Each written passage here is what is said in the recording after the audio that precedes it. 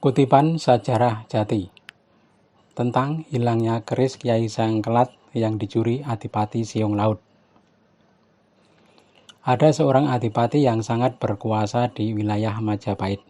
Dia juga masih saudara sang raja, namanya Siung Laut. Kotanya bernama Blambangan, sebuah negeri yang makmur dan subur, bersanding pegunungan dan berbatas samudera. Ada sungai yang terus mengalir di negeri itu, membuat tanah terjamin pengairannya. Sang adipati sudah layaknya seorang raja kekuasaannya. Sangat ingin sang adipati mengimbangi kekuasaan sang raja di Majapahit. Namun karena kewibawaan Majapahit yang begitu besar, keinginannya itu terpaksa diredakan. Walau hasrat sang adipati untuk menguasai tanah Jawa tidak padam. Ada seorang ajar di puncak gunung, namanya Ki Ujung Tingkir. Seorang ajar yang tajam penglihatannya, tak pernah luput dari peristiwa besar yang terjadi di seluruh tanah Jawa. Pada hari itu sang ajar menyempatkan diri menghadap Adipati Siung Laut. Kedatangan ajar Ujung Tingkir disambut hangat oleh Adipati Siung Laut. Sang ajar didudukkan di samping sang adipati dan dijamu dengan meriah. Ki Ajar berkata, "Wahai sang adipati, saya akan memberitahu kepada Anda, karena Anda sangat ingin mencari sarana agar Blambangan dapat menjadi negeri besar, maka saya beritahu kenyataan ini, bahwa sekarang Majapahit sudah hampir kehilangan kewibawaan dan akan segera digantikan oleh negeri lain.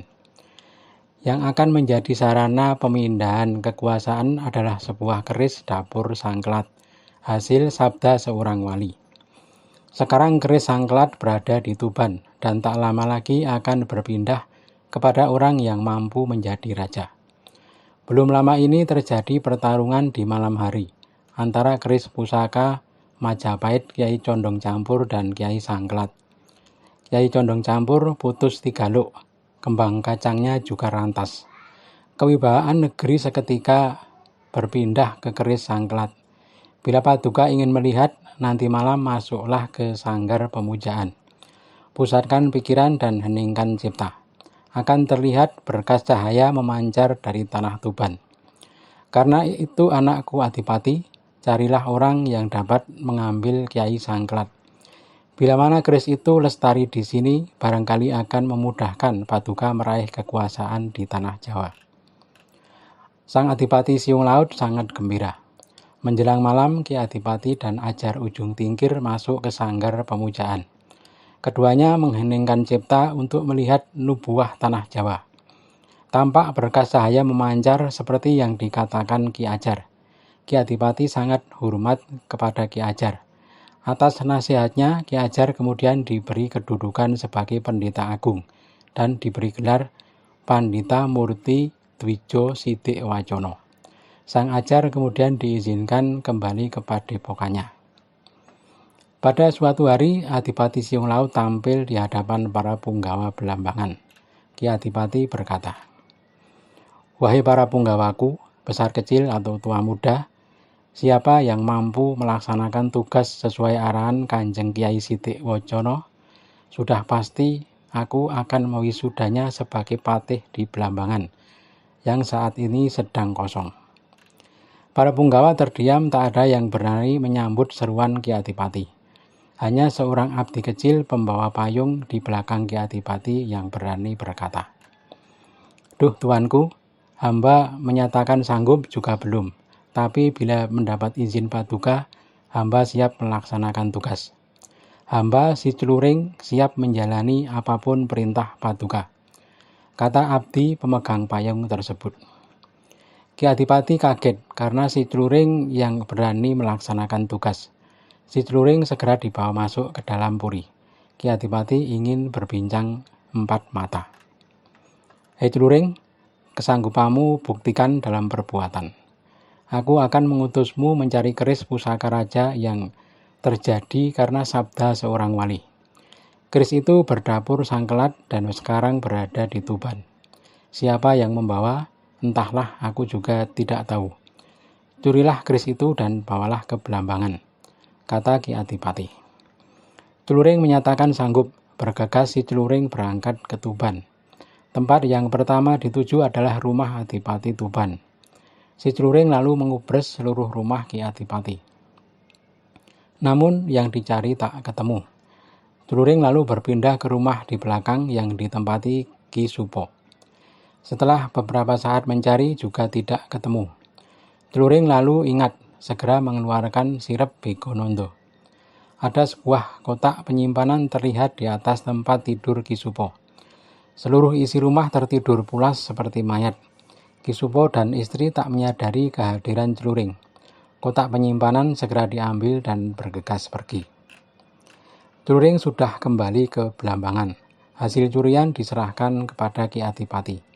Adipati Siung Laut bertanya, bagaimana Celuring bisa mendapat keris itu? Celuring berkata, hamba tidak tahu tentang keris. Dapur dan wujudnya hamba belum pernah melihat. Namun karena ada kotak penyimpanan yang dirawat tertib dan dilapis kain 7 lapisan, maka perkiraan hamba itulah kerisnya. Di dalamnya hamba belum tahu isinya.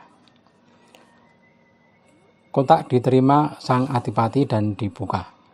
Tampak sebuah keris dalam sarungnya. Keris ditarik keluar, tampak berwarna merah memancar. Karena sorot sinar terang dari keris sampai Ki Adipati hampir pingsan. Namun Ki Adipati belum yakin bahwa keris itulah yang dia cari. Celuring, ayo ke tempat Bapak ajar untuk meyakinkan. Barangkali engkau salah mengambil keris, kata sang Adipati. Ki Adipati dan Celuring berangkat ke Padepokan Ajar Ujung Tingkir yang sekarang bergelar Pandito Sidik Wacono. Kiai Sangklat sudah disandang Ki Adipati. Ketika sampai di padepokan, sang pendeta telah menyambut. Tiba-tiba sang pendeta duduk menghormat dengan takzim. Ki Adipati sangat kaget. Mengapa engkau menghormatiku seperti sampai duduk di lantai, Bapak Pendeta? Tanya Ki Adipati.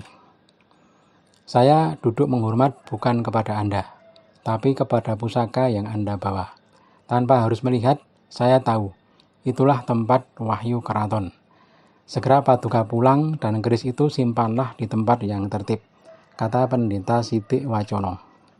Ki Adipati bergegas kembali. Sesampai di Puri, keris diberi tempat penyimpanan dan dilapis 7 lapisan kain yang indah. Pada hari Senin, Ki Adipati tampil di hadapan para punggawa Blambangan. Hari itu Ki Adipati tampil seperti seorang raja, lengkap dengan perabotan upacara layaknya raja. Para punggawa besar dan kecil sudah lengkap menghadap. Ki Adipati berkata, hei semua punggawaku, sekarang kehendakku berdiri sebagai raja tak beda dengan Majapahit.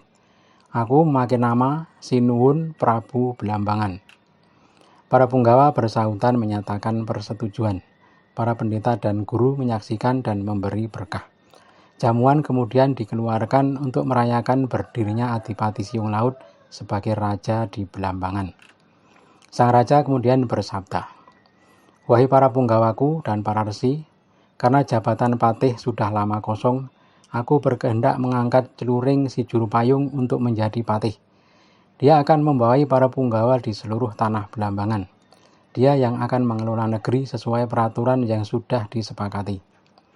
Jamuan kembali dikeluarkan. Semua punggawa bersuka-suka santap bersama. Setelah acara bersantap, sang raja mengeluarkan harta dan membagikan kepada para fakir miskin. Pada hari itu, semua orang di Blambangan turut bergembira. Pukul 1 siang, rangkaian upacara perayaan pengangkatan diri Ki Adipati sebagai Raja Blambangan telah usai. Sang raja masuk ke dalam puri. Para punggawa kembali ke tempat masing-masing. Terus ikuti kelanjutan kisahnya di BK Almari Channel.